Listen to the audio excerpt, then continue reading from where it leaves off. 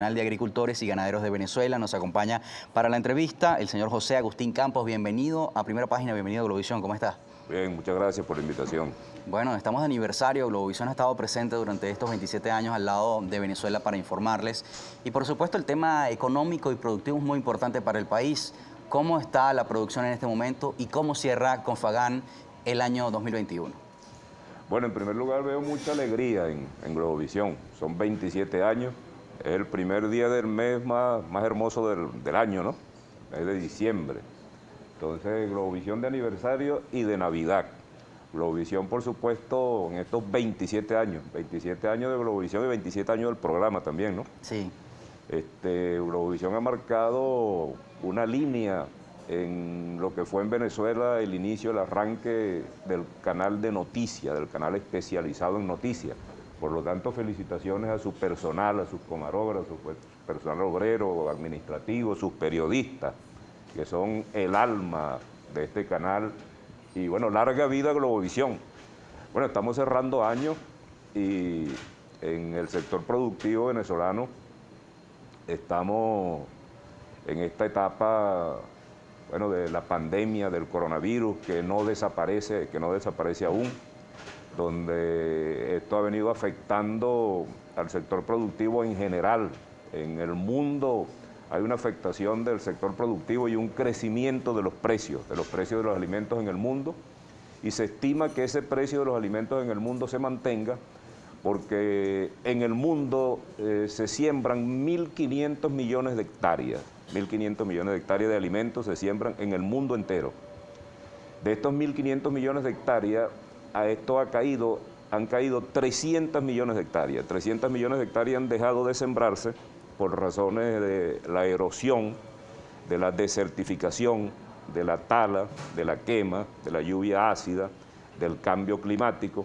Y esto ha hecho, por ejemplo, que rubros tan importantes como el azúcar hayan tenido un aumento del 64%, los aceites tengan un aumento, los aceites vegetales, un aumento casi del 100%, los cereales, casi 36% de aumento en el mundo entero, la carne, casi 20% en el mundo entero, y esto hace que cerca de 50 países necesiten auxilio exterior para poder alimentarse, y 1.000 millones de personas se encuentran en condiciones de hambrunas en el mundo. Es decir, ¿cuántos millones, disculpe? 1.000 millones de personas, casi 920 millones de personas. Entonces, Venezuela como es parte del mundo, Venezuela ha mantenido en los últimos años un sistema monoproductor. Y justamente esta escasez, esta limitación de alimentos en el mundo, porque crece la población, ya vamos en casi 9.000 millones de personas, pero disminuye la frontera agrícola. Entonces, cuando disminuye la frontera agrícola y crece la población, entonces por supuesto hay una escasez de alimentos, con el incremento de los precios que sin duda afecta todo lo que significa la estabilidad y la seguridad agroalimentaria, del mundo entero, con el agravante que los grandes países se reservan para sí sus grandes stocks de producción de alimentos, por razones de mantener su seguridad interna. Entonces ese es el panorama mundial que tenemos en este momento. ¿Y cómo están las cifras de consumo en Venezuela para la familia venezolana, considerando la realidad económica que hay, en cuanto a los productos básicos, las principales proteínas, por ejemplo, que consumen los venezolanos? Bueno, en este momento nosotros vemos que la situación ha venido cambiando relativamente en relación al año pasado, en relación al año 2020-2019, porque ya nos encontramos con que hay abastecimiento en los supermercados, sí, en las cadenas de comercialización, pero con una queja que dice la gente en el pueblo: bueno, sí hay comida, sí hay alimento, pero está caro. El tema del poder adquisitivo, entonces, no juega allí un poco. Exactamente, la caída del salario, que lamentablemente se ha vuelto sal y agua, pero que nosotros hemos venido manteniendo desde Confagán, que haciendo una política pública, por ejemplo, de remodernizar el sistema productivo venezolano, algo que nos solicita el sector productor en todas partes de Venezuela, es que se le devuelva el financiamiento agrícola al sector productivo. Financiamiento agrícola tanto de la banca pública como de la banca privada, porque el financiamiento es para el sector productivo en general, para el sector empresarial, industrial. Es así como, por ejemplo, el presupuesto para un país que no tenga su presupuesto, una alcaldía que no tenga presupuesto, una gobernación, un ministerio que no tenga presupuesto, no funciona. Un emprendedor que no tenga un apoyo financiero, que no tenga un apalancamiento financiero, un empresario que no tenga un apalancamiento financiero, un agricultor, un ganadero que no cuente con un apalancamiento financiero, ¿cómo, por ejemplo, moderniza o remoderniza su stock de maquinaria, por ejemplo? Claro, en desventaja, ¿no? Claro, en desventaja. Por eso hay tendencias que van saliendo, corrientes que venimos oyendo, que nos transmite la gente, como por ejemplo una certificación de los saberes. Yo, por ejemplo, desde aquí, desde tu programa, aprovecho esta oportunidad para enviarle a la ministra de Educación, Yelixa Santaella, bueno, la posibilidad de un convenio entre el sector productivo, Confagán y otros sectores productivos, con las escuelas técnicas agropecuarias, por ejemplo, para certificar los saberes, para que mejoren los saberes, tanto el empresario como el trabajador del campo, porque imagínate que se le ponga una maquinaria moderna, porque ha de llegar maquinaria a Venezuela, Claro. o una genética moderna, una maquinaria en las manos y un trabajador, un empresario, no la sepan dirigir, no la sepan manipular, bueno, por supuesto que esto trae severas consecuencias y los recursos que se inviertan en el campo tienen que ser para ganarlos en productos, es decir, lo que se invierte en agricultura tiene que ganarlo Venezuela. ¿Qué propone el Ministerio de Educación puntualmente? Puntualmente, por ejemplo, un convenio de administración o de coadministración con las escuelas técnicas agropecuarias, con el propio INSES, donde directamente en los asentamientos productivos y en las unidades de producción, el personal especializado puedan certificarse, es decir... O sea, que haya una formación y sea certificada por el Ministerio. Correcto, puedan certificarse, por ejemplo, administradores de finca, ordeñadores, por ejemplo, mecánicos, por ejemplo, que en esos equipos tan especializados que habrán de venir a Venezuela, tienen que venir porque Venezuela Claro. tiene que reponer. Lo necesita, además. Lo necesita, tiene que reponer su parque de maquinaria agrícola. Bueno, y son el tipo de reingeniería que hay que ofertarle al campo venezolano para que crezca y se garantice la seguridad nutricional de nuestra gente. Durante todo este año hemos hablado del tema del combustible, que ha sido uno de los grandes desafíos para el sector productivo nacional. El tema del diésel, por ejemplo, muy cuesta arriba le queda a la producción nacional abastecerse, tener que pagar precios por encima de los precios oficiales, y conocemos las debilidades que tiene el sector en esa materia. Pero ¿qué podríamos rescatar de manera positiva que ha logrado el sector productivo nacional? Por ejemplo, yo sé que se exporta carne fuera de Venezuela, considerando bueno, que la demanda nacional es menor a la oferta. ¿Qué otros logros se pueden considerar de manera positiva? ¿Qué podemos rescatar de este año 2021 a pesar de la pandemia y la complejidad económica del país? Bueno, uno de los principales logros que nosotros podemos rescatar en este mar picado de dificultades es, por ejemplo, la vocación del productor del campo, del ganadero, del agricultor, del campesino, de los pescadores, la vocación que tiene y el compromiso que tiene con su país, compromiso que tiene con el país. Porque con ese mar de dificultades que tenemos, la vialidad agrícola, por ejemplo, uno de los... La vía de penetración claro, difícil, las ¿no? vías de penetración en los asentamientos internos está terrible. Bueno, y con todas esas dificultades, la gasolina, por ejemplo, aquí se consumían 700 millones de litros de gasolina, 700 millones casi de litros de diésel de gasoil, y eso bajó a un 50% aproximadamente. Y con todas esas dificultades, el productor del campo sigue allí, sigue batallando. El financiamiento agrícola, que el tema de la cartera agrícola está detenida por asuntos de orden del encaje legal. Bueno, y sin financiamiento la gente, vamos a decir, raspando con las uñas. No, y buscando la manera, ¿no? Claro, buscando la manera. Adecuándose. Claro, adecuándose a las circunstancias, a las situaciones, porque el campo venezolano es un sector sumamente especializado. Es tan especializado y hay que darle con tanta fortaleza institucional, que si en el campo, por ejemplo, llueve mucho, nos va mal. Si hace mucho sol, nos va mal. Si no llueve, nos va mal. Y si llueve mucho, también nos va mal. Entonces es un sector altísimamente estratégico, pero es un sector realmente delicado. Y requiere mucha atención, acompañamiento técnico, ¿no? Exactamente, mucho acompañamiento, mucha atención. Por ejemplo, en el caso del estado Monagas, por ejemplo, existen allá aproximadamente unas 400 casaberas artesanales que producen casabe, y ese casabe se está exportando indirectamente, es muy importante, se exporta indirectamente, porque lo compran y se lo llevan para la Paragua y de la Paragua para Barranca del Orinoco, y ese casabe llega quizás hasta Guyana, en unas exportaciones indirectas, pero donde la gente tú lo ves trabajando y parece increíble porque trabajan sin vialidad agrícola, sin combustible, sin financiamiento, sin maquinaria, prácticamente arañando la tierra, raspando la tierra, prácticamente como decimos popularmente con las uñas. Bueno, y así esa gente produce en Monagas exportaciones indirectas. Por eso en estos nuevos gobiernos regionales que vienen surgiendo, caso de Ernesto Luna, por ejemplo, en Monagas, que Monagas es un estado altamente estratégico, el primer estado productor de petróleo de la nación.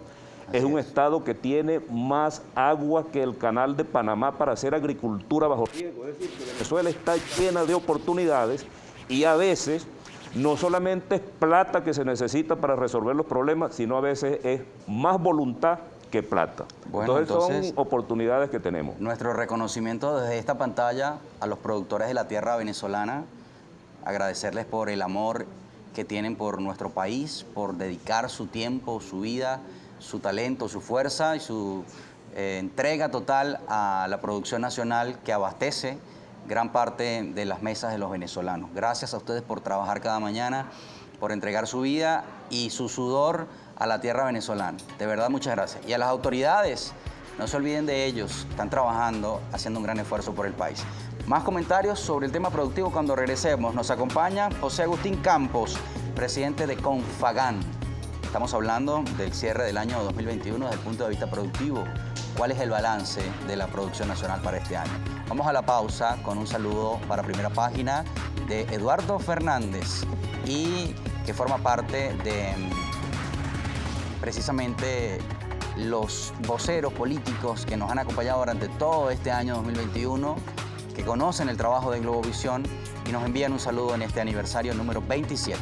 Desafíos que enfrenta la producción nacional venezolana, el campo y los productores frente a la realidad económica y social que vive nuestro país. Y bueno, haciendo un balance también de cómo ha estado la situación durante este año 2021, cuáles son las expectativas también que tienen para el próximo año. Usted hablaba del tema de los nuevos gobiernos regionales que tienen un papel fundamental en el respaldo a la población.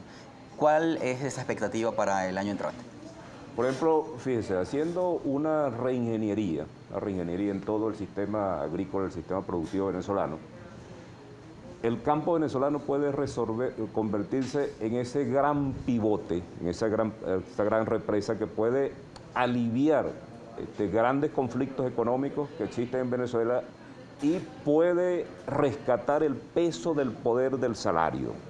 Porque modernizando, por ejemplo, la agricultura, que nosotros tenemos en Venezuela más o menos unas 400.000 fincas activas, más o menos, entre grandes, medianas, pequeñas. 400.000. Sí. Al día de hoy. Al día de hoy. Eso es un número bien importante y eso es un ejército muy importante que está allí batallando todos los días.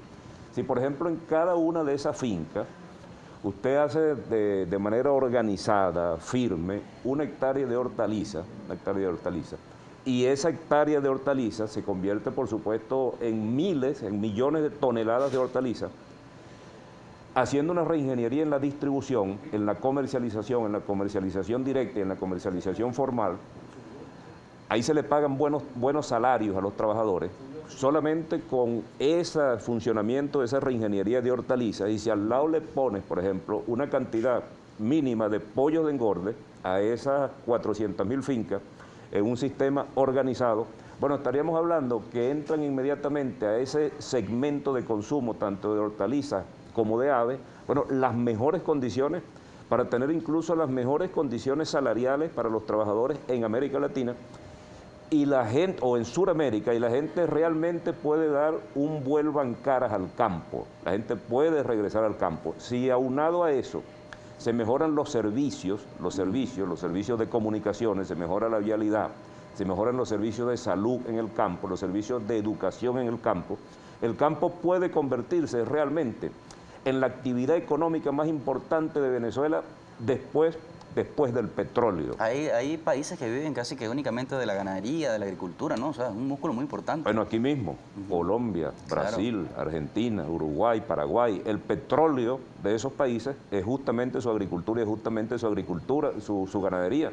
Y están en los máximos rankings mundial de exportación y esa es su balanza de pago fundamental en el mundo. Entonces, en Venezuela, ciertamente, nosotros somos un país agropetrolero, nosotros somos un país agrominero, agroturístico, agrogasífero, pero todas esas fuerzas que están allí detenidas por circunstancias de carácter interno, el tema, por ejemplo, de las sanciones, un tema que no se puede soslayar porque es un tema que ha venido dañando económicamente a Venezuela y ha venido dañando el desarrollo incluso social y espiritual de los propios venezolanos. Ese no es el único tema que afecta. Hay otros temas de carácter interno, como la falta de financiamiento, por ejemplo. Pero hablando de ese espacio de reingeniería, que bien bueno que pueda empezar por el mes de enero, con unas mesas de diálogo, pero de diálogo productivo, con la convocatoria del gobierno y los actores fundamentales del sector agrícola, del sector ganadero, del sector agroindustrial, bueno, podemos nosotros construir una autopista que empuje definitivamente una salida económica de Venezuela y que Venezuela pueda construir una oferta exportable. Todo país tiene que construir una oferta exportable, pero por supuesto garantizando previamente su seguridad interna. Y nosotros no solamente en materia de ganadería podemos construir una oferta exportable sustentable, una oferta exportable que al mismo tiempo haga crecer el rebaño interno. Es decir, no puede ser la agricultura una actividad solamente extractivista, como ha sido la actividad petrolera, que ha sido una actividad económica solamente extractivista. La gallina de los huevos de oro, ¿no? Exactamente. Entonces esa gallina de los huevos de oro, como tú bien dices, que es el petróleo, hay que sembrarlo. ¿Y dónde se siembra? En el campo venezolano. Y ahí está la cultura, ahí está la gente, pero faltan, por supuesto, un empuje de apoyo institucional y ese es el logro que nosotros aspiramos. Ahora, esas 400.000 unidades de producción a las cuales usted se refiere son las que están abasteciendo el mercado nacional. Sabemos que hay unidades de producción incluso más pequeñas, familiares, digamos, sin el apoyo técnico o logístico que necesitan para la producción, pero son quienes están colocando en los anaqueles de los abastos del país, supermercados y tiendas, el pan que consumen los venezolanos. Y pan refiriéndome puntualmente a todos los productos y rubros que se generan en Venezuela. Hábleme de eso, por favor. Fíjate, yo te hablaba de las casaberas artesanales. El casabe se ha convertido en uno de los alimentos más importantes del pueblo venezolano, que se masifica incluso y que llega a altos sectores. Por tradición, además, ¿no? Exactamente, Cultural. por tradición. Hay un eslogan muy importante que dicen que donde hay yuca no hay hambre, y eso es verdad. Entonces, en el caso de Monagas, en el caso del Oriente en general, en el caso de Monagas hay más de 400 casaberas artesanales, bueno, que como te dije, producen con las uñas y hacen exportaciones informales. Imagínate si eso se le da formalidad a través, por ejemplo, del cuerpo diplomático, a través, por ejemplo, de los embajadores o los encargados de negocios de las islas del Caribe, y donde nosotros desde el oriente venezolano solamente pueda producirse para exportar. Bueno, son nuevos esquemas de reingeniería financiera que hay que hacerlo. El caso, por ejemplo, del queso. Venezuela es un alto consumidor de queso. Así es. Bueno, y el queso artesanal, ese que está en el mercado todos los días, que está en los mercados populares, que está en las calles de Caracas, que está en los mercados de las calles de los grandes centros de consumo, ¿ese quién lo produce? Ese lo produce el pequeño ganadero, ese lo produce el pequeño agricultor. El tema del plátano, por ejemplo, de la misma yuca, bueno, que tiene todo el componente proteico que necesitan los venezolanos. Si eso se masifica y se remoderniza la agricultura venezolana con maquinaria agrícola, con apoyo financiero, con apoyo técnico, con capacitación, bueno, ahí yo te aseguro y le aseguro a Venezuela que a Venezuela no se la gana nadie y que Venezuela no será tocada por las garras del hambre. Bueno, en este momento el Programa Mundial de Alimentos ha tenido que venir a auxiliar a Venezuela en el tema del consumo de alimentos, del convenio que ha firmado el presidente de la República con la FAO.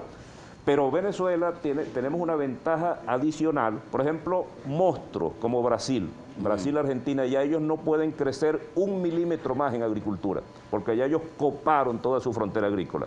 Nosotros en Venezuela podemos crecer en agricultura vegetal solamente en 10 millones de hectáreas adicionales a lo que nosotros tenemos, que son las tierras que llaman tierras marginales que se encuentran en los llanos orientales, en los llanos centrales. ¿No? Claro, entonces la fuerza que tiene Venezuela, la fortaleza que tiene Venezuela. Y la tierra que es bendecida además. La tierra venezolana que además es bendecida. Venezuela es el país número 8 en reservas de agua dulce probadas en el mundo. Eso es un tesoro, bueno, tan importante o más importante que el petróleo. Es decir, que nosotros lo que tenemos es fuerza.